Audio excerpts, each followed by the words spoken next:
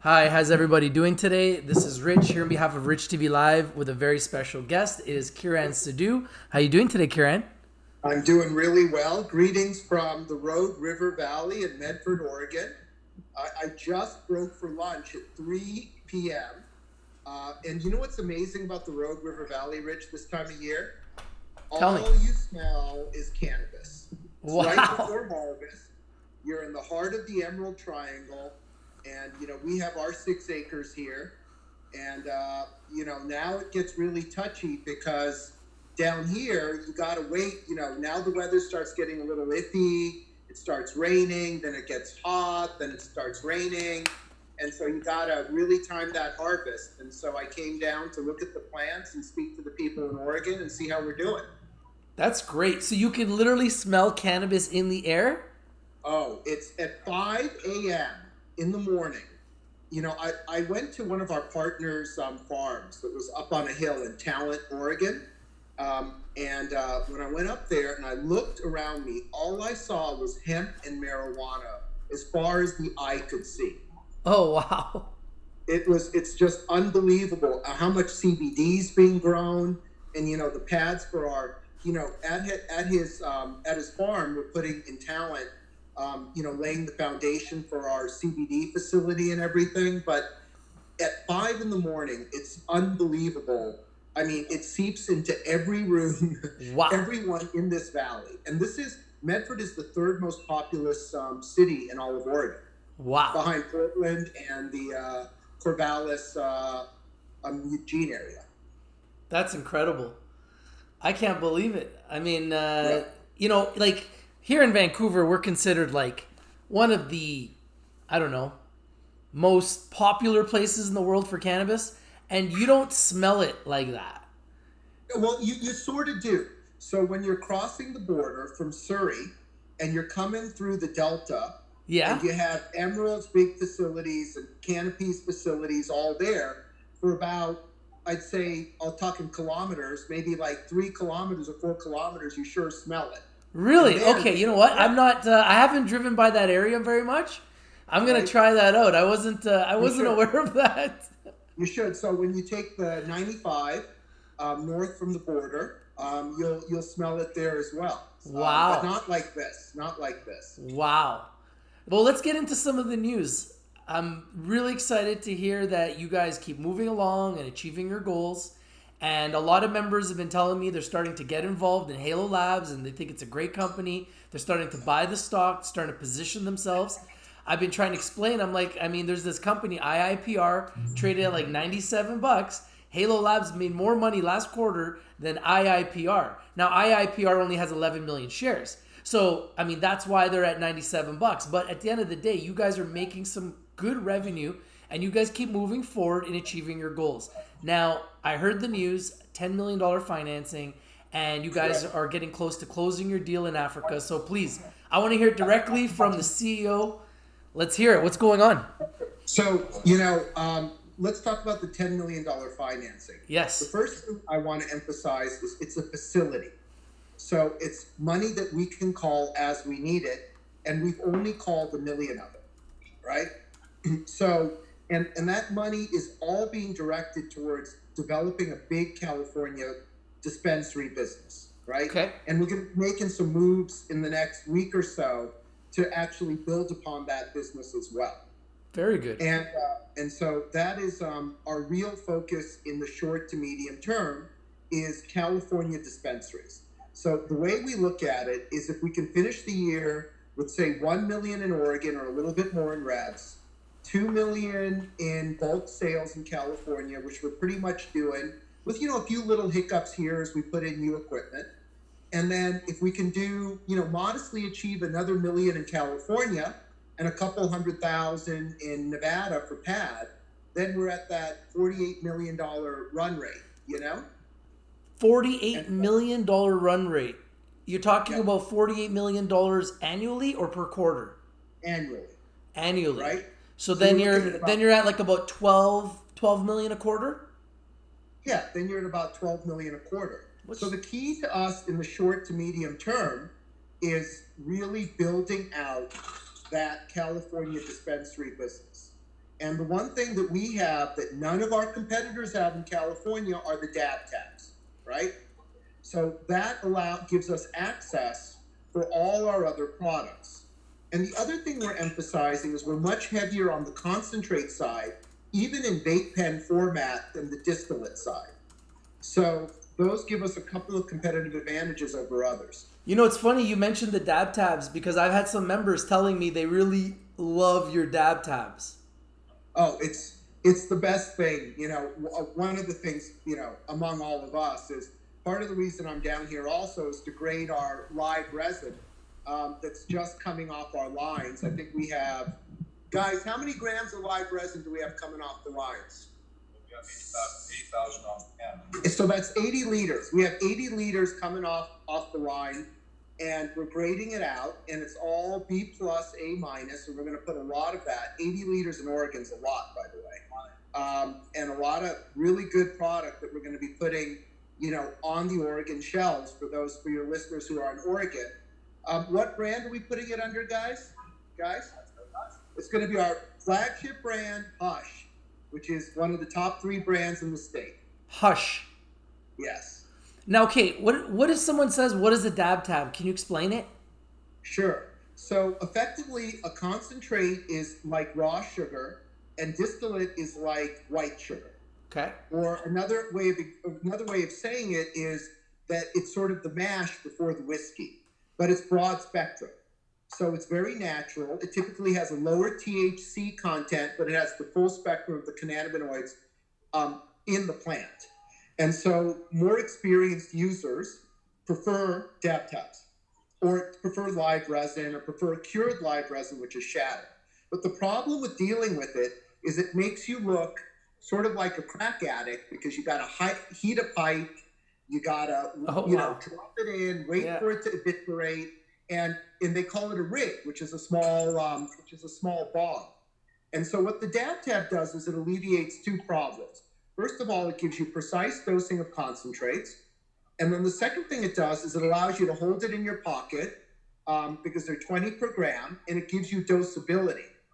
And then you can put it in any rig, but you can also put it in any wax pen.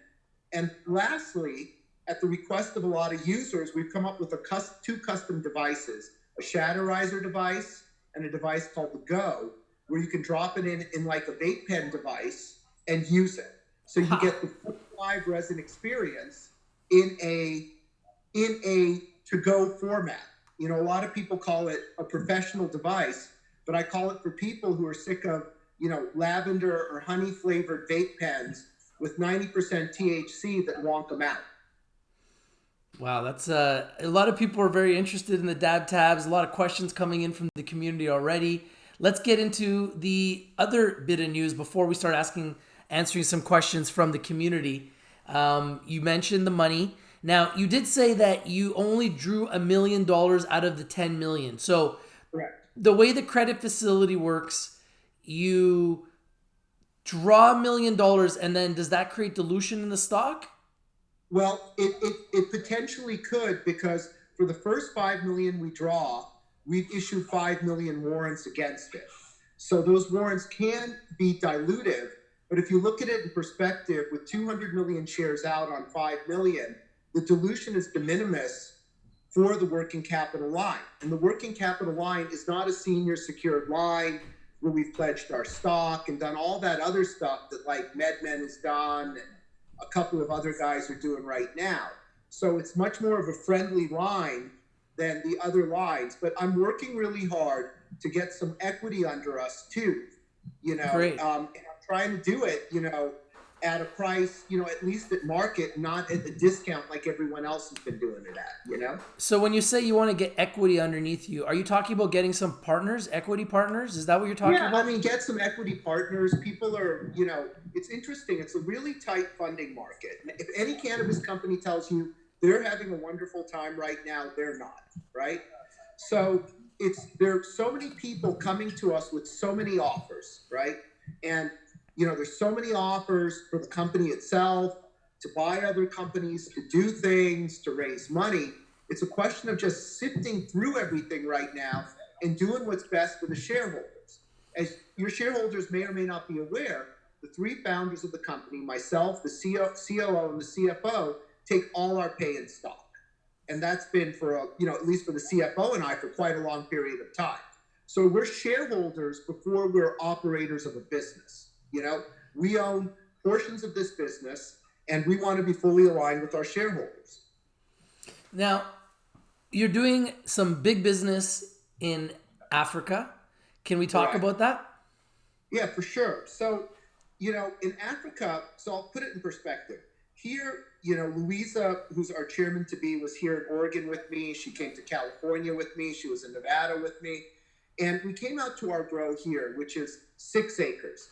And as far as I know, on a single site in Oregon, this is very important, not a single license or a single company, but a single site, that 6 acres is the largest grow that I know of. Oh, wow. And it's quite large.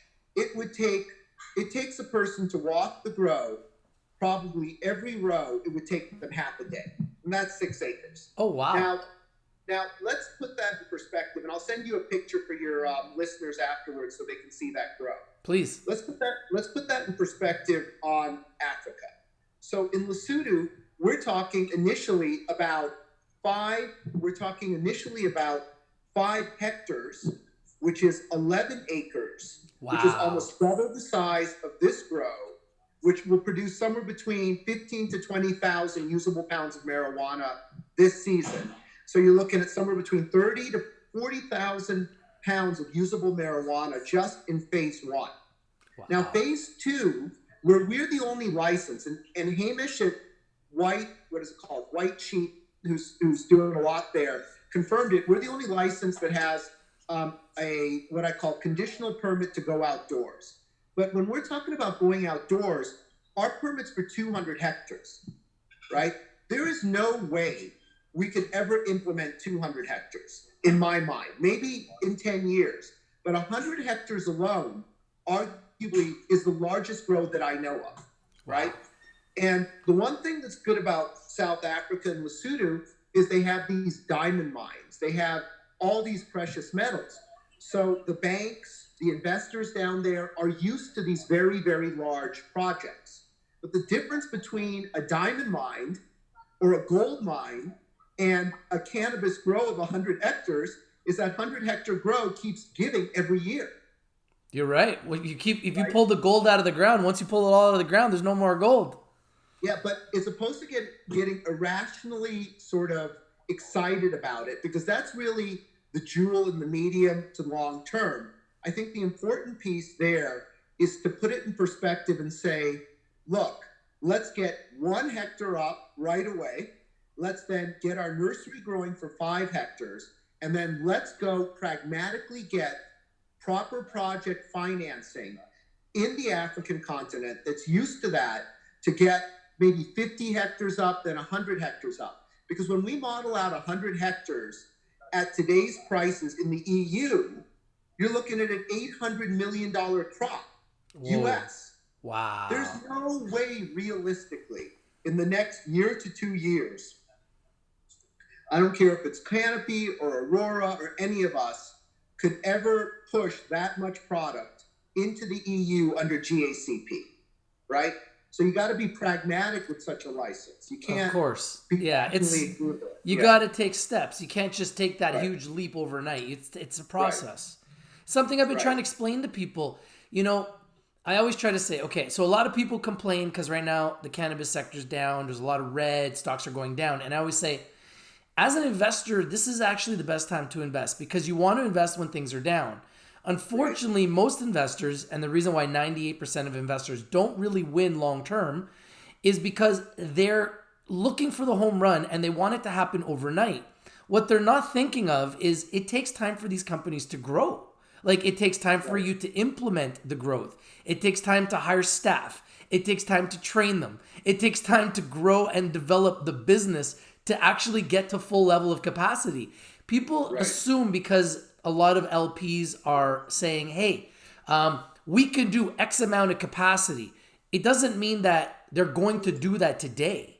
It's going to take years So you're going to have to see progressive growth quarter over quarter, year over year, to see companies like yourselves grow to full capacity. It's not going to happen overnight, like you said, and it won't even be licensed to do so. It's going to be a process. No, yeah, no, we're the funny thing there is we're licensed, but there's no way that the world can support such a large growth, in my estimation. And I've spent a lot of time in Europe, spent time in Malta, in Germany, in England, and all over, Spain as well. It's you have to be pragmatic, right? California is where it's at today. Oregon is a great market, but it's grown, it's matured a little bit. Nevada will be a great market once this lawsuit and the next 60 dispensaries free up. But California is where it's at today, and I really believe Africa is the breadbasket of the future, right? And Canopy is there with us. Supreme invested $10 million for a 10% stake in a Lesotho operator. That's right? Huge. Now, speaking on that, there was a question from the audience from James. He says, when will Lesotho crop be ready for process?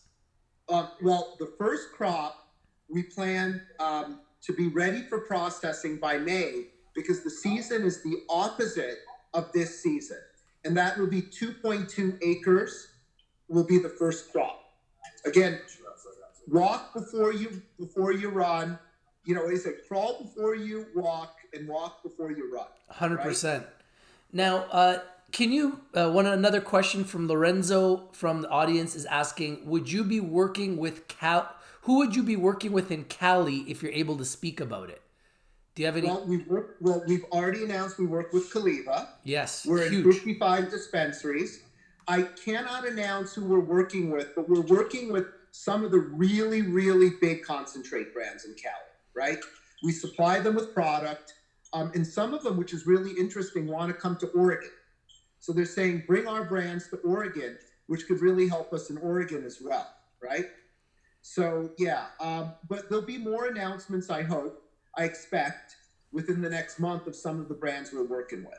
That's great. And a question from from Beth. When do you plan to be profitable? That is a question that has come up more and more as the downturn has come up, right? Yes. And so this quarter, we're shunning what we call revenue for the sake of revenue, and we're focusing on cash flow.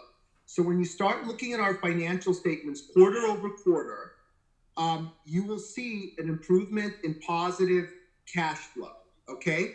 Going to our statement of changes in financial position. That being said, I don't see us being profitable until Q1, at earliest Q1 or Q2 of next year. And that is really a big structural issue for us and for the industry at large. Okay. We have some audience members here that are actually in Nigeria saying that Nigeria is a great place for business.